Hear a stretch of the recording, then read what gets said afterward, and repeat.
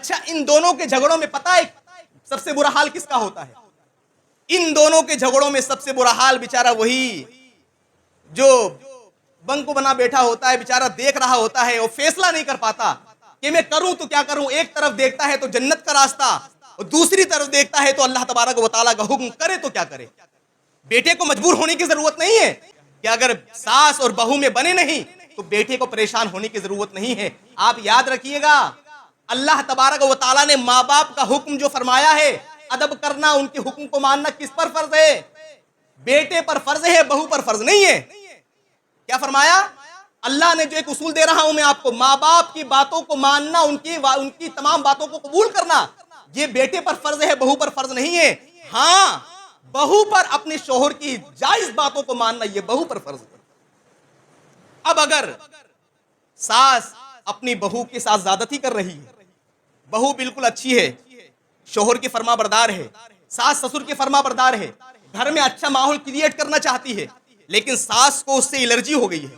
اللہ بہتر جانے ہمارے گھر کی خواتین جب بوڑھی ہو جاتی تو ان کو کیا ہو جاتا ہے، جبکہ ہونا یہ چاہیے کہ جیسے جیسے تجربہ بڑھتا ہے انسان کے اندر اور بہتری آنا چاہیے، انسان کی زندگی میں اور ڈیولپمنٹ بڑھنا چاہیے، لیکن ہوتا یہ ہے کہ جب بہو آتی ہے تو اس کے ساتھ پتہ نہیں عجیب و غریب دل میں ایک میل کچیل آ جاتا ہے۔ سوچنا یہ چاہیے کہ وہ سامنے والی آئی ہے تمہارے گھر میں۔ اچھا اسی طرح شوہر کو بھی سوچنا چاہیے، وہ شوہر جو اپنی بیوی کی اپنی امی کے سامنے بے عزتی کرواتے ہیں، اپنی بیوی کی اپنے گھر والوں کے سامنے بے عزتی کرواتے ہیں اور خاموش رہتے ہیں اور کہتے ہیں کہ صاحب یہ تو میری ماں ہے، سن لے، دو جملے سن لے گی تو کیا ہو جائے گا، یہ تو میرا باپ ہے، اگر دو جملے سن لے گی تو کیا ہو جائے گا، یہ تو میرا بھائی ہے، اگر دو باتیں سن لے گی تو کیا ہو جائے گا۔ یاد رکھیے گا میرے عزیزو، وہ بیوی صرف اور صرف تمہارے خاطر اپنے پورے خاندان کو، اپنے پورے گھر بار کو، اپنے پوری کلچر کو صرف تمہارے لیے قربان کر کے تمہاری بارگاہ میں آج ہوئی، اور تم اس کا نتیجہ یہ دے رہے ہو۔ آج مسلم معاشرے میں یہ عالم ہو گیا ہے کہ جٹھانی ہو یا پھر نندے ہو، وہ بہو کو مار رہی ہوتی ہے۔ یا ایھا الذین آمنوا قوا انفسکم واہلیکم نارا، آمنت باللہ صدق اللہ العظیم وبلغنا رسولہ النبی الکریم ونحن علی ذلک لمن الشاہدین والشاکرین والحمد للہ رب العالمین۔ آئیے ہم اور آپ سب سے پہلے آقا نامدار، مدینے کے تاجدار، دونوں عالم کے مالک و مختار، حضور تاجدار مدینہ، راحت قلب و سینہ، جناب احمد مجتبیٰ محمد مصطفیٰ صلی اللہ تعالی علیہ وسلم کی بارگاہ بے کس پناہ میں انتہائی ادب اور احترام کے ساتھ درود پاک کا نذرانہ پڑھیے بآواز بلند، اللہم صلی علی سیدنا و مولانا محمد معدن الجود والکرم وآلہ الکرام ابنہ الکریم وبارک وسلم صلاۃ و سلام علیک یا رسول اللہ صلی اللہ تعالی علیہ وسلم۔ عزیزان ملت اسلامیہ، شعبان المعظم کا مبارک مہینہ لگ چکا ہے، جس میں ہم اور آپ اپنی قیمتی سانسیں لے رہے ہیں۔ آج جو ہماری گفتگو کا موضوع رہے گا وہ ہمارے گھر کے ماحول کو سدھارنے کے حوالے سے ہے۔ شاعر نے بڑی خوبصورت بات کہی ہے، طریق مصطفیٰ کو چھوڑنا ہے وجہ بربادی، اسی سے قوم دنیا میں ہوئی ہے بے اقتدار اپنی، ہمیں کرنی ہے شہنشاہ بطحا کی رضا جوئی، وہ اپنے ہو گئے تو رحمت پروردگار اپنی۔ نئی تہذیب کا نقشہ آیا ہے، نئی تہذیب کا نقشہ آیا ہے، میاں بیوی ہے اور بیوی میاں ہے، میاں بیوی ہے اور بیوی میاں ہے، اور شباب آور ہے سرخی اور پاؤڈر، شباب آور ہے سرخی اور پاؤڈر، کہ 70 سال کی بڑیاں جواں ہیں، کہ 70 سال کی بڑیاں جواں ہیں۔ عزیزان ملت اسلامیہ، ہم جس مقدس مذہب کو ماننے والے ہیں وہ مقدس مذہب اسلام ہے۔ مذہب اسلام یہ اللہ تبارک و تعالیٰ کا پسندیدہ مذہب ہے۔ رب قدیر نے قرآن کریم میں ارشاد فرمایا، ان الدین عند اللہ الاسلام، کہ یقیناً اللہ تبارک و تعالیٰ کے نزدیک قابل قبول جو دین ہے وہ مذہب اسلام ہے۔ مذہب اسلام یہ ایک ایسا قانون زندگی عطا فرماتا ہے کہ جس میں دینی، دنیاوی، سماجی، معاشی، آئلی تمام مسائل کا حل موجود ہے۔ مذہب اسلام کا مقصد اور منشا یہ ہے کہ انسان کو برے ماحول سے نکال کر اچھے ماحول کی طرف لے کر آ جائے۔ اسلام کا بنیادی مقصد یہ ہے کہ انسان کو شراب نوشی، جوا بازی کی گندگی سے نکال کر ہدایت کے راستے پر لے کر آ جائے۔ اسلام کا بنیادی مقصد یہ ہے کہ انسان کو بگڑے ہوئے ماحول سے نکال کر درستگی اور پاکیزہ ماحول میں لے کر آ جائے۔ یہی وجہ ہے کہ مذہب اسلام ایسا مقدس مذہب ہے کہ جس نے ماں کی گود سے لے کر ہی نہیں بلکہ ماں کے پیٹ میں بچے کے آنے سے لے کر قبر کی گود تک فرزندان اسلام کی، اسلام کے ماننے والوں کی ہر قدم پر، ہر موڑ پر رہنمائی اور گائیڈ فرمائی ہے۔ تبھی کسی شاعر نے کیا خوب کہا ہے کہ اسلام جیسا مذہب کوئی اور ہو تو لاؤ، اسلام جیسا مذہب کوئی اور ہو تو لاؤ، یہ میرے مصطفیٰ کا فرمان بولتا ہے، یہ میرے مصطفیٰ کا فرمان بولتا ہے۔ عزیزان ملت اسلامیہ، اللہ تبارک و تعالیٰ نے ہمیں اسلام کی ایک بہترین زندگی عطا فرمائی تھی۔ رب قدیر نے ہمیں اسلام جیسا آئین اور قانون عطا فرمایا تھا، اور یہ قانون ایسا نہیں ہے کہ جس پر عمل کرنا مشکل ہو جائے، کیونکہ اللہ تبارک و تعالیٰ انسان کو بھی پیدا فرمانے والا ہے، اور انسان پر جو قانون لاگو کرنے، قانون کو بھی اللہ تعالیٰ ہی نے بنایا ہے۔ میرے عزیزوں، اور آپ بہتر جانتے ہیں، جب انسان کسی چیز کو بناتا ہے، مثال کے طور پر انسان ایک موبائل بناتا ہے تو وہ جانتا ہے اس موبائل میں جو بیٹری ہے وہ کتنی کیپیسٹی کے ہونے چاہیے، یہ موبائل کتنا لوڈ اٹھا سکتا ہے، یہ کمپیوٹر کتنا لوڈ اٹھا سکتا ہے، یہ مشین کس قدر اپنے اندر طاقت رکھتی ہے اور کتنا اس پر لوڈ ڈالا جا سکتا ہے۔ عزیزان ملت اسلامیہ، اللہ تبارک و تعالیٰ نے جناب آدم علیہ السلام سے لے کر اب تک جتنے بھی انسان اس دنیا میں آئے ہیں، تمام انسانوں کو اللہ تبارک و تعالیٰ نے پیدا فرمایا ہے، اور رب قدیر جانتا ہے جب میں انسانوں کو پیدا فرماتا ہوں تو انسان کے اندر جتنی صلاحیت ہے، جتنی طاقت ہے عمل کرنے کی، رب قدیر نے وہی قانون عطا فرمایا ہے، وہی عمل کرنے کا حکم دیا ہے۔ رب قدیر نے کھلے لفظوں میں تیسرے پارے میں ارشاد فرما دیا ہے، لا یکلف اللہ نفسا الا وسعها، کہ اللہ تبارک و تعالیٰ کسی بھی جان پر اس کی حیثیت سے زیادہ، اس کی جو ہے طاقت سے زیادہ بوجھ نہیں ڈالتا ہے۔ رب قدیر کسی بھی جان کو اتنا ہی حکم دیتا ہے جتنا وہ عمل کر سکے، جتنا وہ اس کے اندر استطاعت ہو، جتنی اس کے اندر حیثیت ہو۔ عزیزان ملت اسلامیہ، اسلام ایک قانون فطرت ہے، اسلام ایک قانون زندگی ہے، لیکن افسوس کے ساتھ کہنا پڑتا ہے کہ آج مسلمانوں نے اسلام کے اس قانون زندگی کو اپنی زندگی سے نکال دیا ہے، اسلام کو اس کی جو ہے اس نظام کو بالائے طاق رکھ دیا ہے۔ آج اسلام ہماری زبان پر تو نظر آتا ہے، آج اسلام قرآن کے پاروں میں تو نظر آتا ہے، آج اسلام دینی کتابوں میں تو نظر آتا ہے، لیکن اسلام ہمارے گھروں میں نظر نہیں آتا، اسلام ہمارے کردار میں نظر نہیں آتا، اسلام ہماری دکانوں میں نظر نہیں آتا، اسلام ہماری شادیوں میں نظر نہیں آتا، اسلام ہماری محفلوں میں نظر نہیں آتا، اسلام ہماری نجی گفتگو میں نظر نہیں آتا ہے۔ یہی وجہ ہے کہ ہم نے مسلمان نام تو رکھ لیا، لیکن اسلام جیسے مقدس مذہب کے جو ہے قانون کو نہیں اپنایا ہے۔ جس وقت تک مسلمانوں نے اسلام کو اپنے گھر میں جگہ دی، جس ٹائم تک مسلمانوں نے اسلام کو اپنی محفلوں میں جگہ دی، جس زمانے تک مسلمانوں نے اسلام کو اپنے جو ہے نجی محفلوں میں جگہ دی، اللہ تبارک و تعالیٰ کا شکر و احسان رہا کہ وہ گھر بھی ایک سکون اور برکتوں کا ماحول بنا رہا، وہ محفلیں اللہ اور اس کے رسول کے ذکر ہوتا رہا اس محفل میں، اور جب زبان پر اسلام رہا تو زبان سے اللہ اور اس کے رسول کی تعریفیں نکلتی رہی، زبان سے لوگوں کے لیے اچھائیاں نکلتی رہی، زبان سے لوگوں کے لیے کوئی غلط جملہ نہیں نکلا۔ لیکن جب اسلام ہمارے کردار سے نکل گیا، ہمارے گھروں سے نکل گیا، ہمارے نجی محفلوں سے نکل گیا، ہماری شادی بیاہوں سے نکل گیا، تو آج عالم یہ ہے ہمارے گھر تباہی کے دہانے پر آ چکے ہیں، ہماری شادی بیاہوں کی محفلیں ڈانس پارٹیوں کا شکار بن چکی ہے، آج ہماری زبانیں گندی گالی گلوچ کا شکار بن چکی ہے، آج ہماری نجی محفلیں عیاشیوں کا اڈا بن چکی ہے۔ عزیزان ملت اسلامیہ، یاد رکھیے گا صحابہ اکرام کی زندگی سے ہمیں یہ ملتا ہے کہ انہوں نے اللہ اور اس کے رسول کی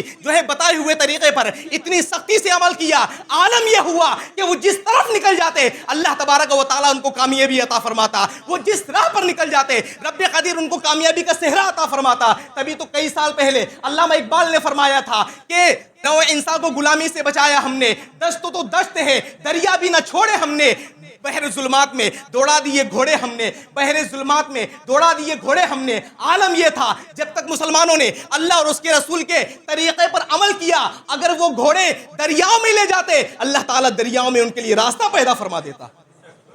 یہ مسلمانوں کی کنڈیشن رہی ہے، لیکن آج عالم یہ ہے کہ آج ہمارے گھروں میں اسلام نہیں رہا۔ یہی وجہ ہے کہ بھائی بھائیوں میں نہیں بن رہی ہے، सास बहू के झगड़ों ने पूरे घर को तहस नहस करके रखा हुआ है। आज बाप बेटे के आपसी मामलात ने पूरे घर के निजाम को बर्बाद करके रखा हुआ है। वजह यह है कि हमने इस्लाम को नहीं समझा, वजह यह है कि हमने अपने घर में इस्लाम को जगह नहीं दी। वरना आज जो हमारे घर के माहौल है सब जानते हैं। अज़ीज़ान मिल्लत इस्लामिया, आज अगर मुस्लिम मुआशरे का जायजा लें, हम गैरों की बात नहीं करते, गैरों से हमें मतलब भी नहीं है। आज जरा मुस्लिम मुआशरे का जायजा लें तो आपको मालूम चलेगा हर दूसरा तीसरा घर आपसी झगड़ों का शिकार बना हुआ है। खास तौर पर सास बहू के झगड़े का शिकार बना हुआ है। भाई भाई आपस में इस कदर दस्तो गिरीबा हैं कि अगर हाथ में तलवार आए तो एक दूसरे को कत्ल करने के लिए तैयार हो जाएंगे। आखिर ये दुश्मनी आई कहां से? इस्लाम ने तो मोहब्बत का दर्ज दिया था, इस्लाम ने तो मोहब्बत के फूल उगाए थे, लेकिन आलम यह है कि हमने उस फूल को कबूल नहीं किया, हमने कांटों को कबूल किया, इसलिए कांटे जैसे बन गए। अज़ीज़ान मिल्लत इस्लामिया, हर इंसान जो थका हारा होता है, जो बाहर काम कर रहा होता है, वो सुबह निकलता है, वो शाम तक काम कर रहा होता है, एक उसकी उम्मीद होती है कि चलो सुबह से लेकर शाम तक मैं काम कर रहा हूं, लेकिन घर पर जाके मुझे सुकून मिलेगा। यही होता है ना, वो सारी कायनात में एक अपने घर को सुकून की जगह समझता है कि कहीं जगह चाहे कहीं सुकून मिले ना मिले, लेकिन अपने घर में जाके जरूर सुकून मिलेगा। लेकिन जब वही घर के माहौल को वो देखता है तो वो कहता है क्या ही अच्छा होता कि मैं तो बाहर ही रहता, इस घर से तो लाख दर्जा बेहतर बाहर का माहौल है। अज़ीज़ान मिल्लत इस्लामिया, आखिरकार ये माहौल पैदा हुआ तो कैसे हुआ? वजह उसकी ये है कि हमने एक दूसरे के हुकूक को, राइट्स ऑफ ह्यूमन्स जो है, इंसानों के जो हुकूक है, उन तमाम हुकूक को हमने नजरअंदाज कर दिया और अपनी अना में लगे रहे, और हमने ये सोचा कि हमारी बात मानी जाए, हमें लोग आगे बढ़ाएं और हमारी ही बात पर लोग अमल करें और हमें ही पूरे घर में लोग पूछें। ये अनानियत ने जो आ गई, इसने पूरे घर के माहौल को तबाह बर्बाद करके रख दिया। अज़ीज़ान मिल्लत इस्लामिया, जबकि माँ बाप के बारे में तो अल्लाह और उसके रसूल ने बड़ी फजीलतें बयान फरमाई है। माँ बाप के बारे में कौन नहीं जानता है कि क्या मकाम और मर्तबा है? सब जानते हैं। क्या आप नहीं जानते कि अल्लाह तबारक व तआला ने जहां जहां कुरान करीम में अपनी इबादत का हुक्म दिया, वहीं वहीं अल्लाह तबारक व तआला ने माँ बाप के साथ सुलूक करने का हुक्म दिया? क्या आप नहीं जानते कि अल्लाह के रसूल अलैहिस्सलातु वस्सलाम ने माँ के कदमों के नीचे जन्नत का फरमान अता फरमाया है? क्या आप नहीं जानते कि अल्लाह तबारक व तआला के रसूल सल्लल्लाहु अलैहि वसल्लम ने बाप को बाप की खुशी में अल्लाह की खुशी और बाप की नाराजगी में अल्लाह की नाराजगी बताई है? माँ बाप का अदब और एहतराम हमारे दिलों और सर आंखों पर, लेकिन वहीं पर शोहर का भी एहतराम है, वहीं पर बीवी का भी एहतराम है। जो बहू बनकर आती है उसका भी इस्लाम ने हुकूक बयान फरमाया है, उसका भी इस्लाम ने एक फजीलत बयान फरमाई है। अल्लाह तबारक व तआला ने कुरान करीम में इरशाद फरमाया, हुन्ना लिबासुल लकुम व अंतुम लिबासुल लहुन्न, कि तुम्हारी बीवियां तुम्हारा लिबास है और तुम उनके लिबास हो। क्या फरमाया? तुम्हारी बीवियां तुम्हारा लिबास हैं और तुम उनके लिबास हो। मैं आपके ईमान से पूछना चाहता हूं, लिबास का काम क्या होता है? लिबास जो हम पहनते हैं, कपड़ा, इस लिबास का काम क्या होता है? साफ जाहिर है, ठंड के मौसम में हमारे बदन को ठंड से बचाना, गर्मी के मौसम में हमारे जिस्म को गर्मी से बचाना, बारिश के मौसम में हमारे बदन को बारिश से बचाना, यही तो लिबास का काम है।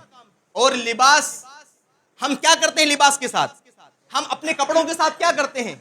ये नहीं करते कि एक मर्तबा पहन लिया, यूज करके फेंक दिया, बल्कि अब हम अपने लिबास की बड़ी अच्छी तरीके से हिफाजत करते हैं। यहां तक कि आप नमाज पढ़ने आ रहे हैं और आपके बदन पर, आपके लिबास पर अगर एक दाग धब्बा भी लग जाए तो उस दाग धब्बे को भी आप बर्दाश्त नहीं करते, आप फौरन अपने कपड़े को बदल कर नमाज पढ़ने आते हैं। इस लिबास की इतनी अहमियत है मेरे अजीजों। अल्लाह तबारक व तआला ने बीवी को लिबास क्यों फरमाया? वजह उसकी ये है कि बीवी तुम्हारे राजो नियाज वाली जिंदगी की मुहाफिज है। तुम्हारी जो राजो नियाज वाली जिंदगी है, जो तुम्हारे अंदरूनी मसाइल है, उन तमाम मसाइल को बीवी अपने दिलो दिमाग में ऐड करके रखती है, अपने दिल में दफन करके रखती है। वो तुम्हारा हर जगह प्रचार नहीं करती कि तुम्हारे अंदर क्या खामियां, तुम कितने पानी में हो। और इसी तरह शोहर अपनी बीवी के हवाले से अपने दिल में उसके तमाम ऐब को दफन करके रखता है, वो हर जगह प्रचार करता हुआ नहीं घूमता। अज़ीज़ान मिल्लत इस्लामिया, तो क्या फरमाया इस्लाम ने कि बीवियां तुम्हारे लिबास है और तुम बीवियों की लिबास हो। वजह उस पता ये चला कि जिस तरह हम अपने कपड़ों की हिफाजत करते हैं, हर गंदगी से अपने कपड़ों को बचाते हैं, उसी तरह हम पर लाजिम है कि हर ऐसी चीज जिससे बीवियों की जिंदगी तबाह बर्बाद हो रही हो, ان کی زندگی پر آنچ آ رہی ہو، شوہر کی سب سے بڑی ذمہ داری ہے کہ وہ اپنی بیوی کو تحفظ دے، پروٹیکشن دے، اپنی بیوی کی حفاظت کرے. یہ اسلام نے اس پر حکم اور اسلام نے اس پر فرض فرمایا ہے. ایک مسئلہ پیش کر دوں میں آپ کو جو ہمارے گھروں میں چل رہا ہے عام طور پر. ساس بہو کے آپس میں جو جھگڑے ہوتے ہیں، کیوں ہوتے ہیں؟ وجہ اس کی یہ ہے یا تو بہو میں خرابی ہوتی ہے یا ساس میں خرابی ہوتی ہے. اچھا، ان دونوں کے جھگڑوں میں پتہ ہے سب سے برا حال کس کا ہوتا ہے؟ ان دونوں کے جھگڑوں میں سب سے برا حال بیچارہ وہی جو بنکو بنا بیٹھا ہوتا ہے، بیچارہ دیکھ رہا ہوتا ہے، وہ فیصلہ نہیں کر پاتا کہ میں کروں تو کیا کروں. ایک طرف دیکھتا ہے تو جنت کا راستہ، اور دوسری طرف دیکھتا ہے تو اللہ تبارک و تعالیٰ کا حکم، کرے تو کیا کرے. یعنی کہ وہی بیچارہ بیٹا. لیکن میرے عزیزوں، پریشان ہونے کی ضرورت نہیں ہے. الحمدللہ ہم مذہب اسلام کے ماننے والے ہیں اور اسلام نے اس کا بھی حل عطا فرمایا ہے. بیٹے کو مجبور ہونے کی ضرورت نہیں ہے کہ اگر ساس اور بہو میں بنے نہیں تو بیٹے کو پریشان ہونے کی ضرورت نہیں ہے. آپ یاد رکھیے گا، اللہ تبارک و تعالیٰ نے ماں باپ کا حکم جو فرمایا ہے، ادب کرنا، ان کے حکم کو ماننا کس پر فرض ہے؟ بیٹے پر فرض ہے، بہو پر فرض نہیں ہے. کیا فرمایا؟ اللہ نے جو ایک اصول دے رہا ہوں میں آپ کو، ماں باپ کی باتوں کو ماننا، ان کی تمام باتوں کو قبول کرنا، یہ بیٹے پر فرض ہے، بہو پر فرض نہیں ہے. ہاں، بہو پر اپنے شوہر کی جائز باتوں کو ماننا یہ بہو پر فرض ہے. اب اگر ساس اپنی بہو کے ساتھ زیادتی کر رہی ہے، بہو بالکل اچھی ہے، شوہر کی فرما بردار ہے، ساس سسر کی فرما بردار ہے، گھر میں اچھا ماحول کریٹ کرنا چاہتی ہے، لیکن ساس کو اس سے الرجی ہو گئی ہے. اللہ بہتر جانے ہمارے گھر کی خواتین جب بوڑھی ہو جاتی تو ان کو کیا ہو جاتا ہے.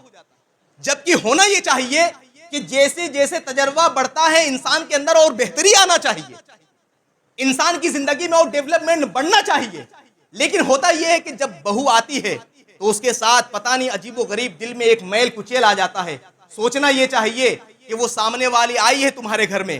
اچھا، اسی طرح شوہر کو بھی سوچنا چاہیے، وہ شوہر جو اپنی بیوی کی اپنی امی کے سامنے بے عزتی کرواتے ہیں، اپنی بیوی کی اپنے گھر والوں کے سامنے بے عزتی کرواتے اور خاموش رہتے ہیں اور کہتے ہیں کہ صاحب یہ تو میری ماں ہے، سن لے، دو جملے سن لے گی تو کیا ہو جائے گا. یہ تو میرا باپ ہے، اگر دو جملے سن لے گی تو کیا ہو جائے گا. یہ تو میرا بھائی ہے، اگر دو باتیں سن لے گی تو کیا ہو جائے گا. یاد رکھیے گا میرے عزیزو، وہ بیوی صرف اور صرف تمہارے خاطر اپنے پورے خاندان کو، اپنے پورے گھر بار کو، اپنے پوری کلچر کو صرف تمہارے لیے قربان کر کے تمہاری بارگاہ میں آج ہوئی، اور تم اس کا نتیجہ یہ دے رہے ہو.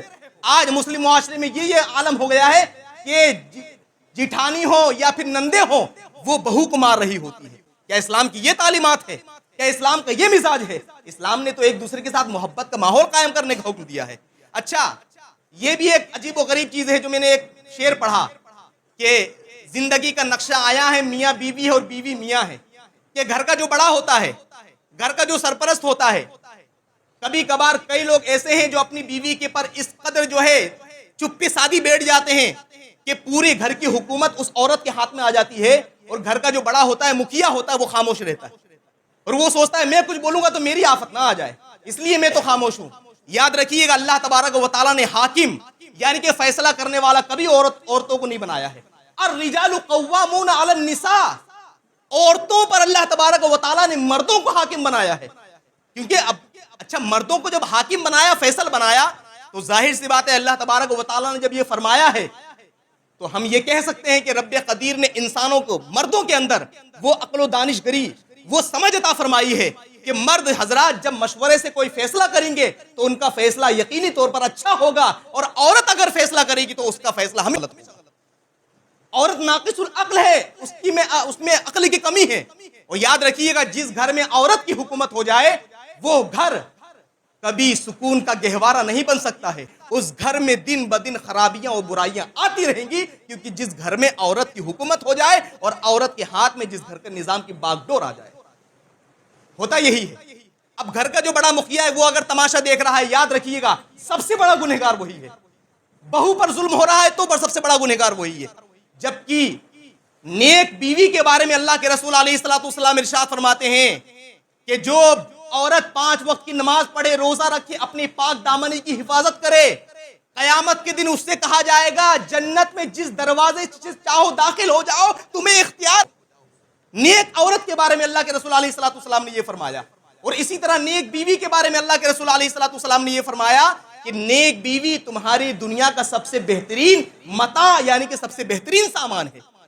اگر نیک بیوی مل گئی تو اللہ کا شکر ادا کرو, ورنہ بیویاں ایسی ملتی ہیں شوہروں کی زندگی حرام کر کے رکھ دیتی ہیں. لیکن اگر بیوی اچھی ہے اور اس پر ظلم ہو رہا ہے سسرال کی طرف سے, تو یہ شوہر کی ذمہ داری ہے کہ وہ اپنی بیوی کی بے عزتی ہونے سے, اپنی بیوی کے ساتھ غلط رویہ اختیار کرنے سے جو لوگ اس کے ساتھ اختیار کر رہے ہیں, اس سے بچانے کی ذمہ داری کس کی ہے؟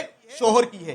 اچھا, تمام مسائل کلیئر ہو ہی نہیں رہے, بالکل بھی نہیں ہو رہے, تو اسلام نے پھر ایک راستہ یہ بتا دیا ہے کہ شوہر کو چاہیے کہ وہ اپنی بیوی کے لیے اگر الگ مکان لے کر دے, الگ گھر لے کر دے, اور بیوی پر یہ فورس نہ کرے کہ چل تو میری والدہ کے پاس ان کی خدمت کرنے کے لیے. اگر الگ ہو جائے تب بھی فورس کرنے کا حکم شوہر پر نہیں ہے. ہاں, شوہر پر یہ ذمہ داری بنتی ہے کہ وہ اپنے ماں باپ کے پاس آتا جاتا رہے, ان کی تمام ضروریات کا خیال کرتا رہے. لیکن بیوی کے لیے یہ ضروری نہیں کہ وہ اپنی ساس کے پاس آئے, ان کی خدمت کرے, ان کی دو باتیں سنے. آئی بات سمجھ میں؟ تو ہمارا گھر کا ماحول کیسے سدھرے گا؟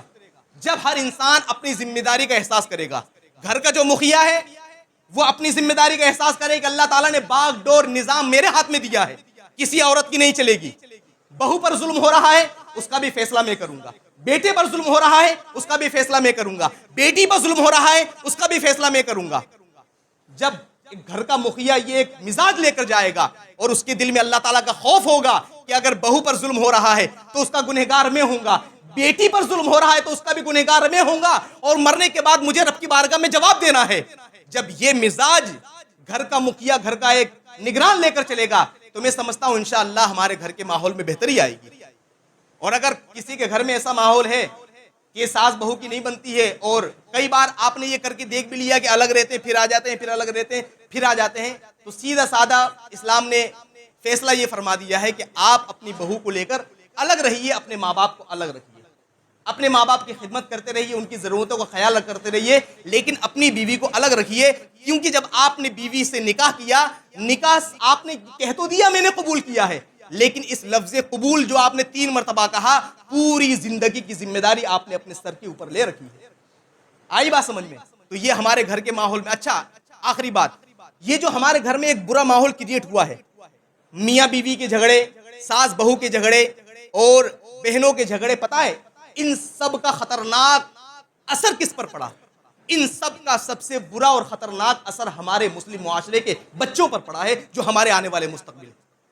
جبکہ قرآن نے یہ کہا یا ایھا الذین آمنوا قوا انفسکم واہلیکم نارا, کہ ایمان والو اپنے بچوں کو, اپنے گھر والوں کو جہنم کی آگ سے بچاؤ.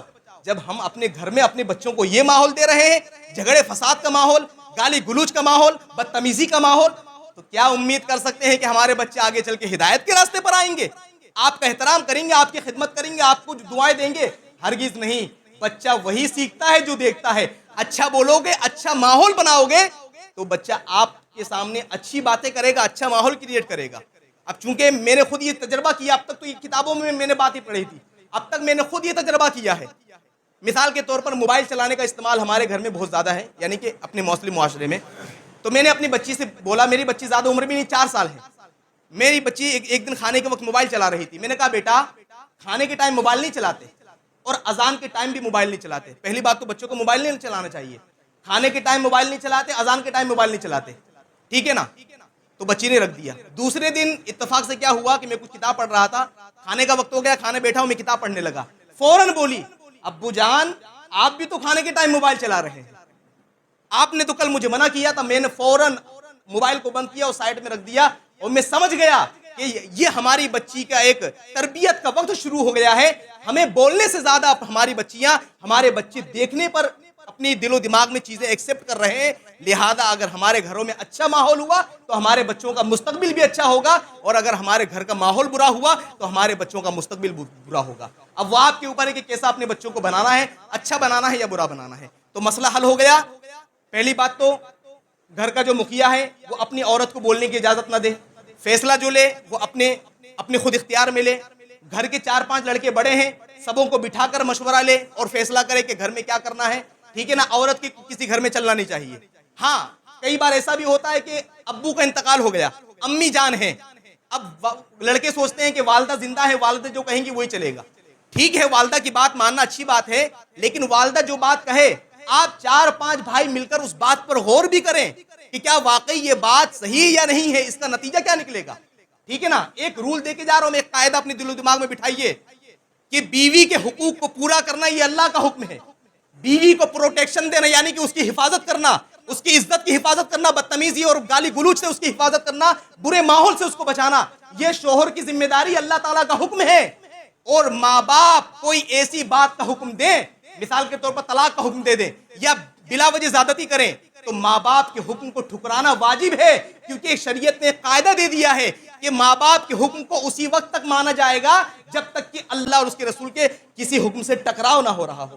اگر ماں باپ کا حکم اللہ اور اس کے رسول سے کہ کسی حکم سے ٹکرا رہا ہے تو ماں باپ کے حکم کو آپ گولی ماریے، اللہ اور اس کے رسول کے حکم پر عمل کیجیے. یاد رکھیے گا ایک لمیٹیشن ہے. آنکھ مت بند کیجیے کہ ارے ماں باپ ہے یار، کچھ کروں گا تو میری آخرت برباد ہو جائے گی. ارے بھائی، اگر تم نے اللہ اور اس کے رسول پہ حکم پر عمل نہیں کی ہے تو بھی تو تمہاری آخرت برباد ہو جائے گی. تو ماں باپ ہی کو لے کر چلنا، یہ آج ایک ماحول بنایا گیا ہے. ماں باپ کی ماں باپ کی اہمیت، ماں باپ الحمدللہ ہمارے سروں کی تاج ہے، لیکن ان کا حکم ماننا ایک لمٹ ہے.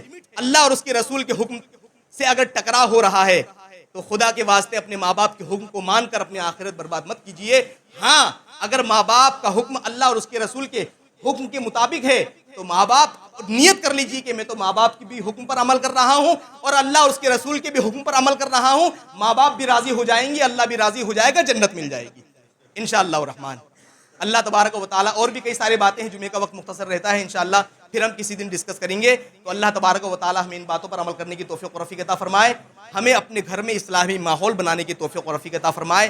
ہم خود اسلامی بنیں گے، ہمارے بچے اسلامی بنیں گے، ہمارا ماحول اسلامی بن جائے گا. استغفر اللہ ربی من کل ذنب و اتوب الیہ وما علینا البلاغ. السلام علیکم. کھڑے ہو جائیں، سنتیں پڑھ لیں.